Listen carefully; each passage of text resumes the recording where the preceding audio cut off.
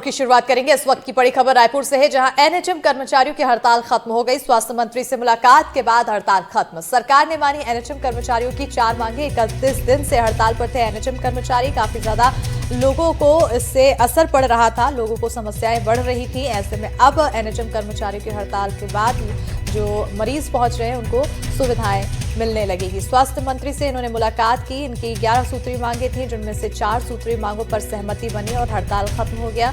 और 31 दिन से हड़ताल पर एनएचएम के कर्मचारी बैठे हुए थे। अपनी मांगों को लेकर इनकी तरफ से विरोध दर्ज किया जा रहा था, नाराजगी व्यक्त की जा रही थी, आंदोलन किया जा रहा था, जिसके चलते स्वास्थ्य व्यवस्था काफी ज्यादा चरमराई हुई थी। जो मरीज पहुंच रहे थे उन्हें भी काफी परेशानियों का सामना करना पड़ रहा था। अंत में उन्होंने स्वास्थ्य मंत्री से मुलाकात कर अपनी 4 सूत्री मांगों पर सहमति बनवाई और अब मुलाकात के बाद एक सकारात्मक असर एनएचएम कर्मचारियों को नजर आया 4 सूत्रीय मांग को लेकर, जिसके तहत उनकी तरफ से हड़ताल खत्म कर दी गई है और अब एक बार फिर से व्यवस्थाएं शुरू हो जाएंगी स्वास्थ्य महकमे में।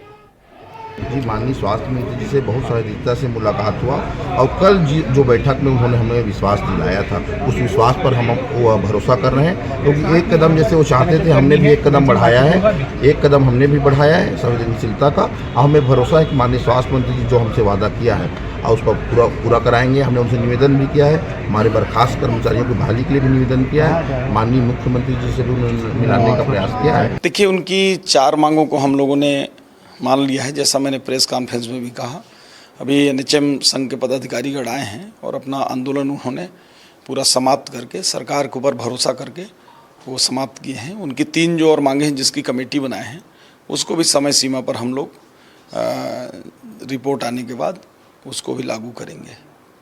सरकार के साथ है ना? हाँ, निश्चित रूप से। देखिए, लोकतंत्र में सबको अधिकार है अपनी बातों को रखने का। चूँकि ये थोड़ा ज़्यादा लंबा हो जा रहा था, इसलिए आज जो है हड़ताल को पूरी तरह से संघ के लोगों ने समाप्त किया है।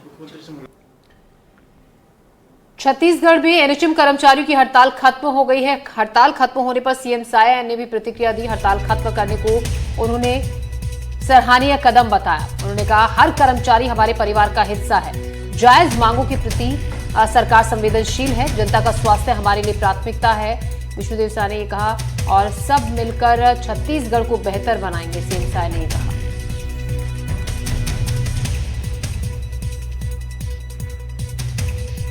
तो हड़ताल खत्म होने पर सीएम साय ने भी प्रतिक्रिया दी और इसको सराहनीय कदम बताया और कहा कि लोगों की का स्वास्थ्य प्राथमिकता है। दिक्कत लोगों को हो रही थी एनएचएम कर्मचारियों की हड़ताल के बाद। अब एनएचएम कर्मचारियों ने क्योंकि हड़ताल वापस ले ली है, उनका सराहनीय कदम है। 4 मांगे मान ली गई हैं, आगे अन्य मांगों पर विचार किया जाएगा और सभी लोग हमारे परिवार का हिस्सा हैं, हर कर्मचारी हमारे परिवार का हिस्सा है, सीएम साय ने कहा। उनकी जायज मांगों को माना जाएगा।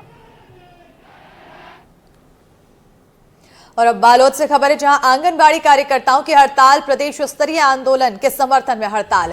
आंगनबाड़ी कार्यकर्ताओं की 1 दिवसीय हड़ताल। 4 प्रमुख मांगों को लेकर हड़ताल की गई है। नियमितीकरण, न्यूनतम मानदेय की मांग की जा रही है। मूलभूत सुविधाओं की भी मांग यहां पर की गई है आंगनबाड़ी कार्यकर्ताओं की तरफ से। डेटा एंट्री आधारित मानदेय भुगतान बंद करने की मांग की गई है। आज का जिला स्तरीय हम लोग जो धरना प्रदर्शन कर रहे हैं, उसको सरकार में संज्ञान देते हैं कि इस बार अगर 1 दिवसीय हड़ताल को संज्ञान में नहीं लेते हैं सरकार, तो अब हम अनिश्चितकालीन हड़ताल में जरूर बैठेंगे। हमारी आंगनबाड़ी कार्यकर्ता सहायिकाओं की जो मांग है, जो उनके हित के है, उनको अनदेखा कर रहे हैं और हमें हमारे काम के रूपरेखा के अनुसार हमें कोई मानदेय नहीं मिलता।